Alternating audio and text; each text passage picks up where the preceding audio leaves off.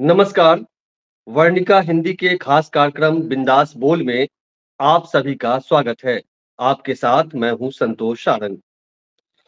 आज हम बात करेंगे बिहार की सियासत की और सियासत के उन छोटे-बड़े धुरंधर खिलाड़ियों की, राजनेताओं की, जो लगातार बिहार की राजनीति को प्रभावित कर रहे हैं, जो यहाँ के स्थानीय नेता हैं, जो क्षेत्रीय क्षत्रप हैं या जो छोटी-छोटी पार्टियाँ हैं, उसके जो नेता हैं जिनके अपने स्वार्थ हैं, राजनीतिक स्वार्थ हैं, कैसे यहाँ की राजनीति को, यहाँ के समाज को प्रभावित कर रहे हैं, उन तमाम मुद्दों पर हम बात करेंगे। हमारे साथ जाने-माने राजनीतिक विश्लेषक डॉक्टर निशिंत किंजल साहब हैं।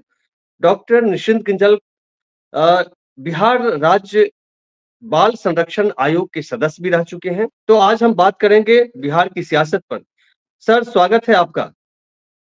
पहला सवाल तो यह है कि नमस्ते। पटना में क्या कुछ चल रहा है? चूँकि अभी सीटों के बँटवारे को लेकर के भी गहमा-गहमी है और राजनीतिक तापमान तेज़ी से बढ़ रहा है। बिहार का ख़ास करके बिहार का आज मंत्रिमंडल का विस्तार भी किया गया है।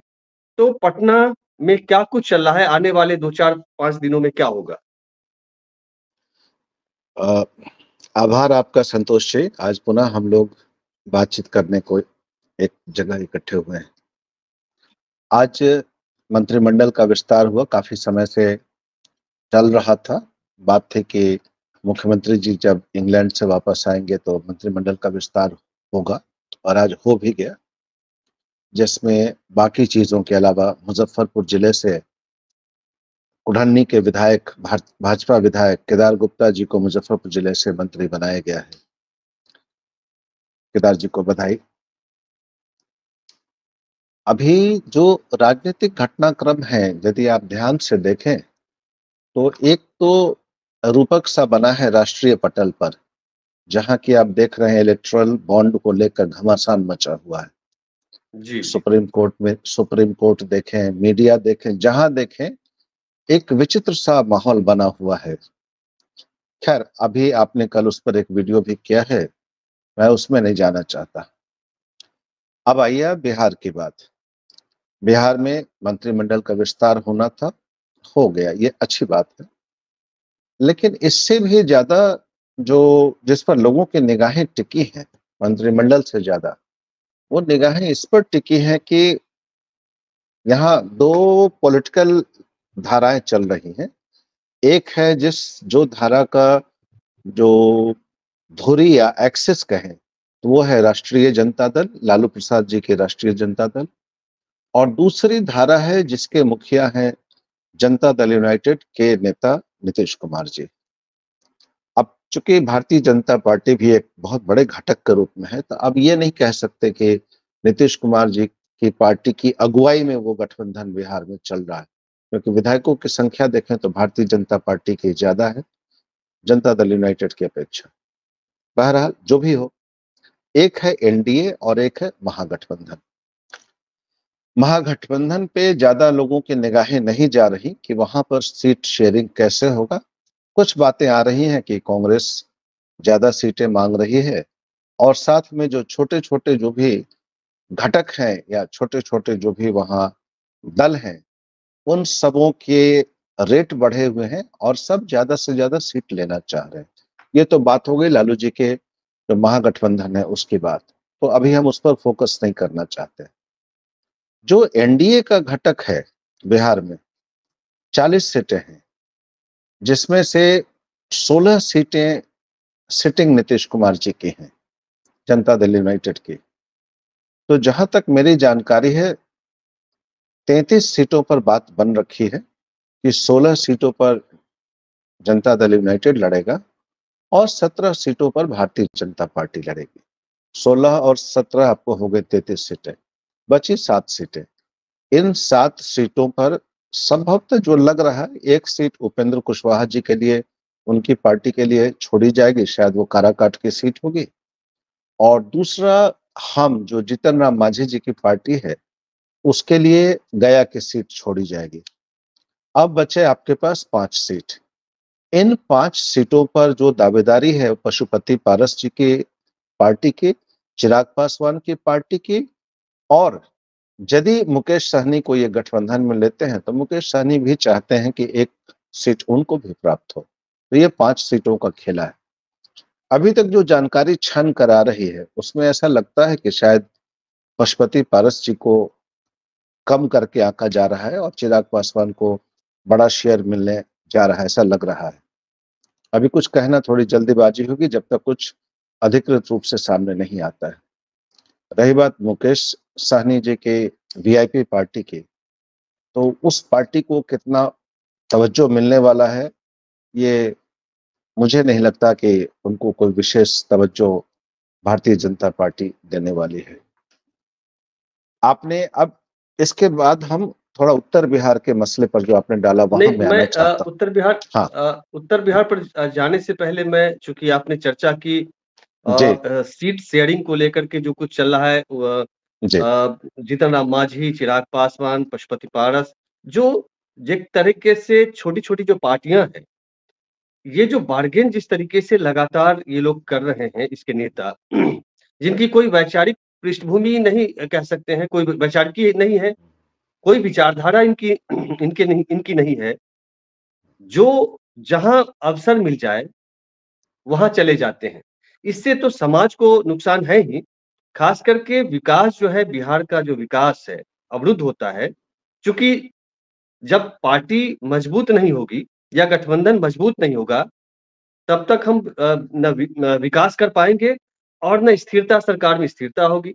तो ये जो बार्गेन कर रहे हैं ये लोग, इनका भविष्य क्या है? और समाज को इससे नुकसान क्या हो रहा है?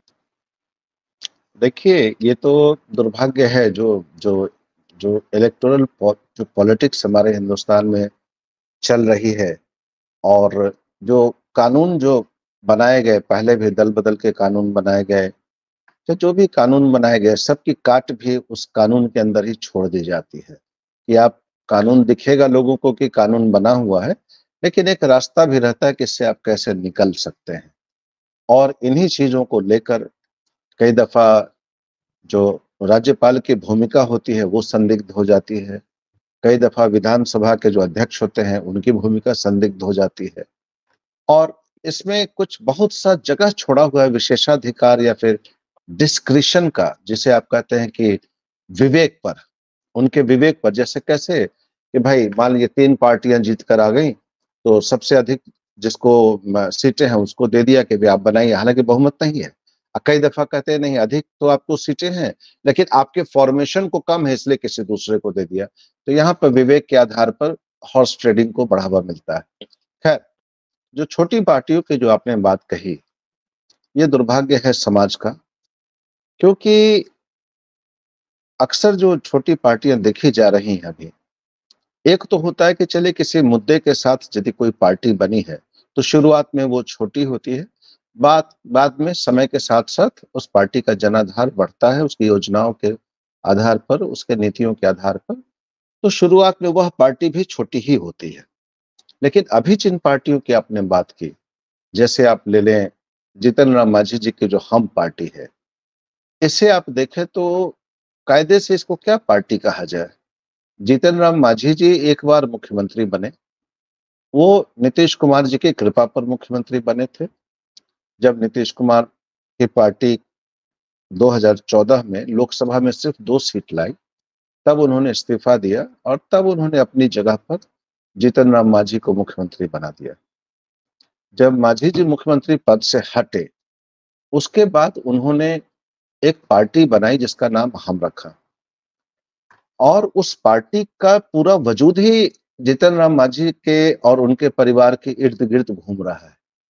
एकमात्र पूंजी कहें तो ये पूंजी है कि पूर्व मुख्यमंत्री हैं, और थोड़ा सा उसको एक्स्ट्रापोलेट करें या थोड़ा सा उसका विस्तार करें तो दिखेगा कि जीतन राम मांझी जी जिस जाति से आते हैं, मुसहर समाज से आते हैं, तो उस नाते कहना तो चाहिए, कह सकते थे कि महादलित समुदाय को रिप्रेजेंट करते हैं, लेकिन ऐसा हो नहीं पाया। उसमें वो बीज था कि इस पार्टी को वो महादलितों की पार्टी बना सकते थे, कम से कम एक वर्ग की पार्टी बना सकते थे। लेकिन वो एक वर्ग की तो बात छोड़ दीजिए, वो एक जाति की भी पार्टी नहीं बना पाए, अपने सिर्फ अपनी जाति की पार्टी, अपने परिवार की पार्टी बना के छोड़ दिया उन्होंने। अध्यक्ष वो रहेंगे या उनके सुपुत्र रहेंगे, मंत्री कोई होगा तो उनके परिवार का आदमी होगा। ये सब समझिए कि एक तरह से राजनीति का मजाक बना के रख दिया है। एक नंबर। ऐसे ही आप आ जाएं, दूसरी पार्टी है श्री उपेंद्र कुशवाहा जी की। पहले कुछ और नाम था, अभी कुछ और नाम है। नामों में हम लोग गुम ही हो जाते हैं। जी, उपेंद्र जी। कुशवाहा जी की जब पार्टी शुरू हुई थी, तो हमें याद आता है कि छगन भुजबल और ज्योतिबा फुले का नाम आता था, और बहुत सी बातें थी उसमें कि ये करेंगे, वो करेंगे, ऐसे होगा, वैसे होगा। शुरू में लगा कि चलिए एक सामाजिक सोच है इसके पीछे, और वो सोच जब विस्तारित होगा तो एक जाति के बाहर चला जाएगा। लेकिन उन्होंने भी जिस ढंग से उस पार्टी को चलाया, शुरू में देखा कि एक जाति के आसपास रखा उसको, उसके बाद थोड़ा समय जब बीता तो लगा कि जाति की भी बात नहीं है, उनके सिर्फ अपने तक सीमित है। कुछ मित्र लोगों को लाभान्वित कर पाए तो बात अलग है, नहीं तो अपना या फिर बहुत विस्तार करेंगे तो अपनी जाति। इससे ज्यादा अच्छा वो उपेंद्र जी भी। जी, उपेंद्र हाँ हाँ कुशवाहा जब बीजेपी के साथ होते हैं तो चुप रहते हैं और हाँ। बीजेपी से अलग होकर आते हैं तो फूले विचार मंच बनाकर वैचारिक करेक्ट। क्रांति लाना चाहते हैं और शिक्षा करेक्ट। के अधिकार को लेकर वो पदयात्रा पता नहीं क्या-क्या निकालते हैं। ये हाँ। कैसे रूप रंग बदल जाता है? देखिए, इससे तो जब वो समाज एक तरीके से ठगा हुआ महसूस कर रहा है। 2014 में नरेंद्र मोदी जी ने उनको मंत्री बनाया, और जब वो मंत्री थे भारत सरकार में, उस समय उनको अवसर था। वो चाहते तो अपने मंत्री पद का इस्तेमाल करते हुए बहुत कुछ क्रांतिकारी कदम उठा सकते थे। उस समय जो मुझे लगता है, उस समय भारतीय जनता पार्टी की सरकार का जो नरेंद्र मोदी और उनके जो सहयोगी लोग हैं, उनका तेवर इतना तल्ख नहीं था जैसा आज है। जो जो आज लगता है कि कुछ भी आप उनकी मर्जी के खिलाफ करेंगे तो दंड का प्रावधान बहुत कड़ा है। उस समय ऐसा नहीं था। तो चाहते तो ऐसा कुछ कर सकते हैं, लेकिन आपने सही कहा कि उनके साथ रहते हैं तो संयमित रहते हैं, और जैसे ही उनके विरोध में आते हैं तो सारी उनको खराबियां दिखने लग जाती हैं। तो जी, उसका बिल्कुल। कारण है कि मालूम है नीतीश जी क्या बिगाड़ लेंगे उनका। लेकिन मोदी और शाह से तो सबको डर लगता है। तो वहां जाकर एकदम जो अनुशासित बालक कह लीजिए, विद्यार्थी कह लीजिए, उस रोल में तो सबको आना पड़ता है। वहां तो और दूसरा कोई रास्ता भी नहीं है। तो ये हो गई पहले जीतन राम मांझी जी की बात, ये हो गई आपके उपेंद्र जी की बात। कहा तो जी। 2014 में जब उपेंद्र जी लड़े थे, उन्हें तीन तीन सीटें मिली थी, और तीन में तीन पर वो जीते थे। ये भी मुझे याद है, सीतामढ़ी उनकी अपनी सीट और अरुण जी के तीनों सीट जीते। उसके बाद जब भारतीय जनता पार्टी छोड़ के लालू जी के साथ गए, तो जहां तक मेरी याददाश्त है, 6 सीटें उनको मिली। अंत में ये हाल था कि उनके पास कैंडिडेट नहीं थे, कैंडिडेट खोजे जा रहे थे। तो उन पर लोगों ने आरोप लगाया कि ये सीट को बेच रहे हैं। ये आरोप लगा उन पर। खैर, 6 सीट मिली जरूर उनको, लेकिन जीते एक बार भी नहीं। उसका राजनीतिक वनवास एक तरह से चला। खैर, अभी जब वापस गए हैं भारतीय जनता पार्टी के साथ, तो अभी जो चर्चा चल रही है उसमें है कि सिर्फ उपेंद्र जी के लिए एक सीट काराकाट की छोड़ी जाएगी, एक सीट से ही उनको संतोष करना पड़ेगा। अब इसके बाद आ जाइए आप लोजपा, लोक जनशक्ति पार्टी। लोक जनशक्ति पार्टी 2014 में रामविलास जी ने जब इसके साथ गठबंधन किया था, उस समय जहां तक मुझे याद है 7 सीटें इनको मिली थी। वो 7 सीटें भी इसलिए मिली थी कि नीतीश कुमार गठबंधन से बाहर हो गए थे। यदि वो भारतीय जनता पार्टी के साथ गठबंधन में रहते तो मुझे नहीं लगता कि 3 सीट से ज्यादा उनको मिलने वाली थी। जगह ही नहीं होता वहां। खैर, अभी चिराग पासवान चाहते हैं ज्यादा से ज्यादा सीटें, और पशुपति पारस जो कि लगातार मोदी जी की सरकार में मंत्री रहे, और इनके साथ जो मेजोरिटी सांसद उन्हीं के साथ थे। लेकिन अभी देखिए, कहने के लिए तो सब कहते हैं, चिराग पासवान भी कहते हैं कि एनडीए में ही रहेंगे, चाहे जो हो जाए, जो भी सीट मिले। पशुपति पारस भी यही कहते हैं कि जो भी सीट मिले एनडीए में ही रहेंगे। इसका कारण ये नहीं है कि इन लोगों की कोई विशेष आस्था है एनडीए में या मोदी जी के प्रति। इनको मालूम है जीत का रास्ता उधर से ही जाता है। लालू जी के यहाँ यदि जाएंगे तो लालू जी के यहाँ चले तो जाएंगे, एक आध सीटें भी फालतू मिल जाएंगी आपको लड़ने के लिए, लेकिन सांसद एक भी आदमी बनेंगे कि नहीं बनेंगे इसकी कोई गारंटी नहीं है। वो चिराग भी बनेंगे कि नहीं, पशुपति पारस भी बनेंगे कि नहीं। इसलिए इनको पता है कि नरेंद्र मोदी जी के साथ रह के या भारतीय जनता पार्टी के साथ रह के या नीतीश कुमार जी के साथ रह के जितनी भी सीटें मिले, जीत की करीब करीब गारंटी है। इसलिए ये कहना कि हम जो भी हो इनका साथ नहीं छोड़ेंगे, इसमें कोई उदारता की भावना नहीं है, कोई तो इनके में कोई समर्पण का भाव तो नहीं है, आप विशुद्ध रूप से जी, स्वार्थ है। आप ये कहना चाह रहे हैं कि बिहार में अभी बीजेपी अ, इंडिया गठबंधन से आगे है, ये आप कहना चाह देखिए रहे हैं? जो यहाँ पर दो दो चीज है। आप एक बात तो मानना पड़ेगा कि जैसे जिस समय, अब ये तो जब आपका रिजल्ट आता है, चुनाव की प्रक्रिया है, और चुनाव के बाद जो रिजल्ट आता है तो उसको हम लोग एक्सेप्ट करते हैं। ये जो एक प्रक्रिया चल पड़ी है कि कुछ एग्जिट पोल दिखा दिया या फिर कुछ से सर्वे दिखा दिया, मैं इनको बिल्कुल बकवास मानता हूँ। ये सारे सर्वे करीब करीब ये सब बेईमानी होते हैं। ये पैसे देकर रिजल्ट पहले बनवाया जाता है, आंकड़े बाद में भरे जाते हैं। मैं 1993, 94, 96 के आसपास में दिल्ली में ऐसे कुछ सर्वे की कंपनियों के साथ मैं उनके बोर्ड में था, उनके साथ काम करता था, उनके कंसल्टेंट्स में था मैं। तो मैंने देखा उस समय कैसे बनाया जाता था, रिजल्ट पहले बता दिया जाता था, पैसे भी दे दिए जाते थे और कहा जाता था कि इस प्रकार से आप रिजल्ट बना के दीजिए। और ये बिल्कुल अमूमन होता है। अब देखिए जहाँ मान लीजिए जैसे मुजफ्फरपुर लोकसभा को ले लें, जहाँ करीबन 14 लाख के आसपास वोटर हैं। अब यहाँ एक सैंपल साइज आपने ले लिया 78 आदमी का, और 78 आदमी से बात करके आपने निकाल दिया। अरे तो सैंपल किसका लिया है? वो 78 आदमी, आप यदि आप सिर्फ यादव का उठा लें तो पता चला कि लालू जी को 100% जीतना है। वो 78 आदमी यदि आप किसी कुर्मी समुदाय के आदमी को ले लें तो नीतीश जी निकल जाएंगे। वो 78 के जी, 78 आप पासवान ले लीजिए तो रामविलास जी की पार्टी। क्या है ये सब? बकवास है सब। खैर, तो आपने जो बात कहा कि लालू जी का गठबंधन आगे है या कि मोदी जी का गठबंधन आगे है, यदि उसमें हम जाते हैं तो एक बात नहीं भूलना चाहिए कि हम लोग भी गांव और देहात में काफी घूम कर देखते हैं। जो कमजोर वर्ग है, गरीब है, पिछड़ा है, दलित है, हिंदुओं में, ये सब अशिक्षित हैं। इनको अपने भले बुरे की पहचान नहीं है। इनको ये नहीं समझ में आता है कि इनका हक क्या है, इनके लिए भले का रास्ता क्या है, इनको कुछ नहीं पता। ये अपनी गरीबी और बदहाली से परेशान है। इनको जहां थोड़ा सपना दिखाया जाता है उसी रास्ते पर चल पड़ते हैं। अभी क्या सपना चलता है? जैसे आप छोटा सा चीज देख लें, धर्म के नाम पर निश्चित रूप से चला कि राम मंदिर है या हिंदू राष्ट्र है, या कई बार बोलते हैं ना कि हमने पाकिस्तान को टाइट कर दिया, इतने में खुश हो जी, जाते हैं। तो अब इस पर यदि आप खुश होते हैं तो आपको ना अपनी रोटी की चिंता है, ना आपके बच्चे पढ़ेंगे कि नहीं पढ़ेंगे, स्वास्थ्य का क्या होगा, ये सब जब चिंता नहीं है, आप सिर्फ देखते रहिए कि हम, आप देखिए ना कैसे जब बोलबम का समय आता है, कैसे मुजफ्फरपुर की, पटना से मुजफ्फरपुर की सड़कों पर कैसे नाचते घूमते झूमते लोग चलते हैं, पैर में छाले पड़े हैं, चले जा रहे हैं।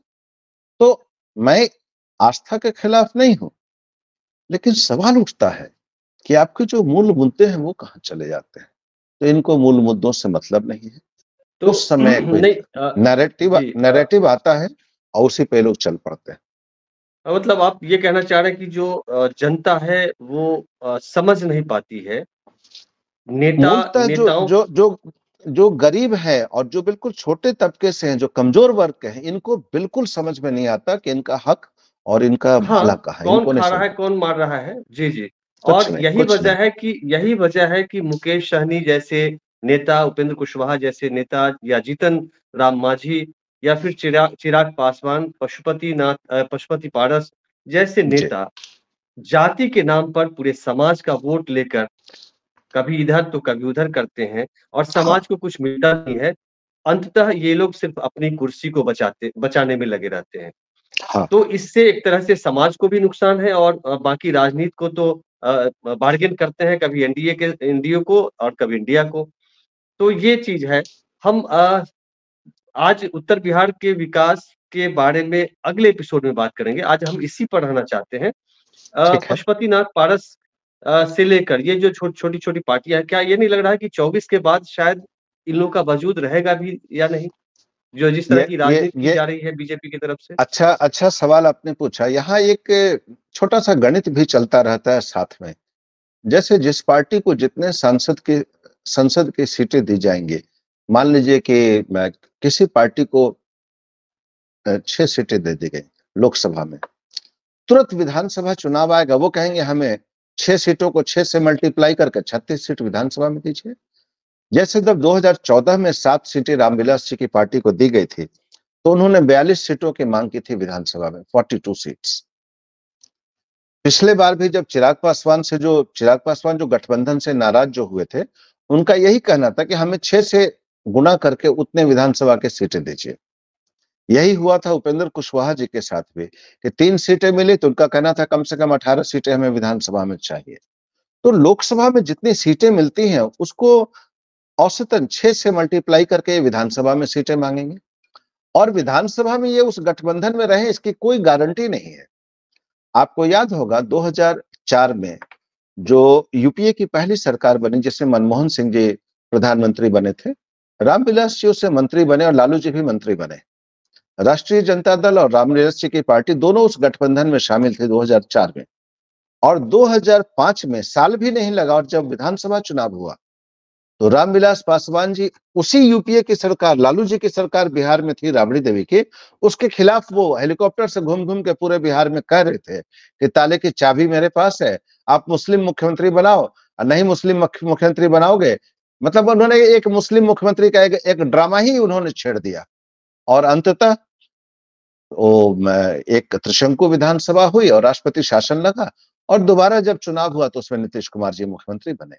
तो वहां क्या हुआ था, रामविलास जी केंद्र में तो थे यूपीए में, और बिहार में आके कह रहे कि नहीं नहीं, हम लालू जी के खिलाफ हैं। ऐसा यदि आप महाराष्ट्र में जाएंगे तो ऐसा वहां भी हुआ कि शरद पवार जी की पार्टी केंद्र में किसी और के साथ है, केंद्र में कांग्रेस के साथ है, और जो राज्य में है वहां भारतीय जनता पार्टी के साथ मिली हुई है। तो छोटी पार्टियां जो हैं, विधानसभा का चुनाव आएगा, फिर ये गेम खेलने शुरू हो जाएंगे। इनको फिर अपना जी, स्वार्थ, अपना आधार और अपने फायदे के लिए अपना ये सौदा करने लग जाती है। जी। ये अंतिम सवाल, चूँकि बहुत लंबा एपिसोड हम नहीं हम्म। करना चाहते हैं। जी। जो मंत्रिमंडल का विस्तार हुआ है, उसके मायने क्या हैं? और अगर हम इस जो जितने मंत्री बनाए गए हैं, उसके जातीय समीकरण को अगर देखें, तो बीजेपी ने बहुत बढ़िया ढंग से जातीय समीकरण मिलाया है। भले इधर हालाँकि नीतीश कुमार और तेजस्वी यादव की सरकार या महागठबंधन की सरकार के दौर में ये हुआ, जातीय जनगणना हुई और उसमें कास्ट किस जाति के कितने लोग हैं, वो सामने डेटा आया था। और लगातार राहुल गांधी से लेकर और बाकी इंडिया गठबंधन के लोग भी, ये नेता भी कह रहे हैं कि ओबीसी की बात, उसके मुद्दे बहुत तेजी से उठा रहे हैं और जातिगत जनगणना की बात भी कर रहे हैं कि दूसरे प्रदेशों में हम करेंगे। लेकिन बीजेपी बहुत साइलेंटली गणित जो है, गणित को रसायन के साथ मिलाकर वो सब कुछ जातीय समीकरण उसको बहुत तरीके से, सलीके से साध रही है बीजेपी। अभी जो देखिए। मंत्रिमंडल का विस्तार हुआ है, उसमें हम्म। अ, 6 सवर्ण मंत्री बनाए गए हैं, 6 दलित हैं, 4 ईबीसी हैं, 4 बीसी हैं और 1 मुस्लिम है। बीजेपी से 12 और जेडीयू से 9। केदार गुप्ता मुजफ्फरपुर कुर्नी विधानसभा से हैं और उन्हें भी मंत्री बनाया गया है। अब अभी एमएलसी का जो चुनाव हुआ है, उसमें राजद कोटे से 3 यादव और 3 एमवाई समीकरण को साधा गया है। तो इस दौर में भी राजद या एमवाई से बाहर निकलना नहीं चाहता है, जबकि ए टू जेड की पार्टी की बात तेजस्वी यादव करते हैं। तो क्या मुकाबला कर पाएँगे बीजेपी से? राज्यसभा में भी जो भेजा है अत्यंत पिछड़ी जाति और पिछड़ी जाति से, तो कैसे मुकाबला कर पाएँगे? देखिए, लालू जी का जो जो नारा था ए टू जेड, वो ए टू जेड एक्चुअली वो एक भ्रामक नारा था। उनकी पार्टी पर ये एक लेबल लग गया था, एम वाई की पार्टी, मुस्लिम और यादव की पार्टी, ये लेबल लग गया था। हम ये नहीं कहते कि उन्होंने खुद लगाया, लेकिन ये लेबल उनके पार्टी पर लग गया था।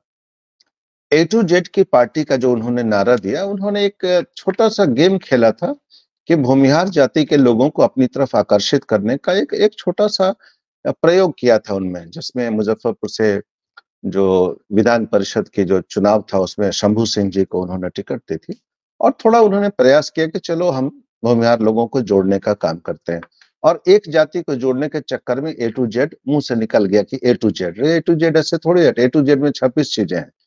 अब तो अभी आप ध्यान से देखिए, जातीय सर्वे के जो रिजल्ट आए हैं, जो बिहार सरकार ने जातीय सर्वे कराया, उसमें तेजस्वी जी उप मुख्यमंत्री थे। उसके जो सर्वे के नतीजे आए हैं, उसका असली फायदा भारतीय जनता पार्टी उठा रही है। यदि आप ध्यान से देखेंगे तो बीजेपी ने अपने राज्यसभा के लिए डॉक्टर भीम सिंह को भेजा। भीम सिंह चंद्रवंशी समाज से आते हैं और उनको एक तरह से बियाबान में बैठे हुए थे भीम सिंह जी, उनको उठाया और वहां भेज दिया। भारतीय जनता पार्टी ने कर्पूरी ठाकुर जी को भारत रत्न दिया इस वर्ष में, जो कि शताब्दी वर्ष है कर्पूरी ठाकुर जी का। अभी जो उनका मंत्रिमंडल विस्तार हुआ, आप जानते हैं कि बहुत मतलब सीमित, बहुत मितव्ययिता के समान मंत्रियों को बनाया गया है। वहां भी रेणु देवी, केदार गुप्ता कानू जाति से हैं, रेणु देवी नोनिया जाति से हैं। ये सब अत्यंत पिछड़ा वर्ग है। ये सोशल इंजीनियरिंग को बहुत ध्यान से उन लोगों ने देखा है और उसको साधने का प्रयास किया है। लालू जी जिस चीज के लिए कभी जाने जाते थे 1990 से 95 के आसपास सोशल इंजीनियरिंग के लिए, मुझे लगता है उनका वो सोशल इंजीनियरिंग का जो फॉर्मूला था सब खत्म हो चुका है। उनका तो एम वाई भी नहीं है, वाई मतलब उनका परिवार, उससे ही उनको फुर्सत नहीं होती। अभी देखें, उनका विधानसभा में उनके पार्टी के नेता तेजस्वी जी हैं, विधान परिषद में पार्टी के नेता राबड़ी देवी जी हैं। विधान परिषद में भेजना हो तो उनको भी, राज्यसभा भेजना है तो मिश्रा जी को भेजना है। तो कहने का मतलब कि लालू जी को बाकी यादव भी नहीं ठीक से नजर आते, उनका तो वाई भी ठीक से कवर नहीं होता, उनको अपने परिवार तक ही सीमित रखते हैं। तो मुझे लगता है कि सोशल इंजीनियरिंग का ध्यान इस दफा, बाकी चीजों को छोड़ दीजिए कि बीजेपी, नरेंद्र मोदी और अमित शाह क्या कर रहे, उस चीज को थोड़ा किनारे करें। यदि आप सोशल इंजीनियरिंग के मुद्दे को देखेंगे तो आप पाएंगे कि उन्होंने इस चीज को बहुत ध्यान से देखा है। विजय सिन्हा को डिप्टी सीएम बनाकर उन्होंने कोशिश किया कि भूमिहार जाति को भी हम और उसका आक्रामक तेवर को भी तवज्जो दें और उसी समय सम्राट चौधरी को डिप्टी सीएम बना के एक बहुत दबंग जाति और मजबूत जाति, पिछड़ी जातियों में कुशवाहा समाज को एक मैसेज दिया और साथ ही आक्रामक चेहरा भी दिखाया और युवा को भी दिखलाया। और अभी जब विस्तार का समय आया तो उन्होंने वैश्य वर्ग और अत्यंत पिछड़ा दोनों को मैसेज देने का काम किया, केदार गुप्ता और रेणु देवी के माध्यम से। और साथ ही साथ मंगल पांडे जी का वहां रहना ये रत्नेश बतलाता है कि सदा भी हैं, साहनी हाँ, समाज से भी कई हैं। बिल्कुल। तो ये एक मैसेज दिया जा रहा है, एक मैसेज तो दिया जा रहा कुल है। और यहाँ एक जी, बात और मैं कहना चाहूंगा कि इस दफा जो मंत्रिमंडल का विस्तार हुआ है भारतीय जनता पार्टी का, पहले जो पिछली बार जो 2015 में चुनाव के बाद जो, जब नीतीश कुमार 17 में जब आए थे बीजेपी के साथ, उस समय सुशील मोदी जी और उनके प्रभाव को बिल्कुल कम कर दिया गया था। इस दफा जो मंत्रिमंडल पटना में बना है या जो सरकार बनी है, इसमें सुशील मोदी जी का प्रभाव देखा जा सकता है, जिसका पहला नमूना या पहला उदाहरण है कि नंद किशोर यादव जी विधानसभा के अध्यक्ष हैं। विधानसभा अध्यक्ष। और और अभी मंगल पांडे जी का जो मंत्री बनना या फिर जो केदार गुप्ता का मंत्री बनना, ये मैं जानता हूँ ये सब सुशील मोदी जी के गुट के लोग हैं। तो भारतीय जनता पार्टी ने सोशल इंजीनियरिंग बिहार में कम से कम निश्चित रूप से चुनाव के नजरिए में देखा जरूर है। जी, जी। तो कुल मिलाकर बीजेपी एक तरफ मंत्रिमंडल का विस्तार करते हुए या फिर भारत रत्न देना हो, राज्यसभा भेजना हो या परिषद भेजना हो, सोशल हाँ, इंजीनियरिंग का ख्याल रख रही है, हाँ, सभी जातियों को साध रही है। और दूसरी तरफ लगातार अलग-अलग जातियों का सम्मेलन, चंद्रवंशी महासभा या सम्मेलन करके, जगदेव बाबू के नाम पर कुशवाहा का सम्मेलन करके, यादवों का, तो जातीय सम्मेलन भी बीजेपी लगातार कर रही है। और तीसरी बिल्कुल। बात कि बिहार की जनता में ये बात बहुत घर अंदर तक पहुंचाई गई है कि यादवों ने बाकी छोटी-छोटी जातियों के हक-हुकूक को छीना है और अभी बिल्कुल, भी भले ओबीसी की बात कर रहे वो राजद कर रहा हो या लालू प्रसाद कर रहे हों, लेकिन अभी भी अत्यंत पिछड़ी जातियाँ और पिछड़ी जाति और एससी से लेकर के बाकी जो जातियाँ हैं, वो उसका ख़्याल नहीं रखा जा रहा है। हालाँकि करेक्ट। इसमें बहुत सारी चीज़ें ऐसी हैं, जो नैरेटिव बनाई गई है, जो हुँ, सच्चाई नहीं है, लेकिन हुँ, राजद को भी सोचना होगा और सच्चाई से का सामना करना पड़ेगा। तभी जाकर बीजेपी जैसी पार्टी से मुकाबला कर सकती है यह पार्टी, नहीं तो फिर ढाक के 3 पात फिर 24 में जो सामने होगा वो हम सब देखेंगे। इस एपिसोड में बस इतना ही, फिर मिलते हैं अगले एपिसोड में, तब तक के लिए नमस्कार, शुक्रिया।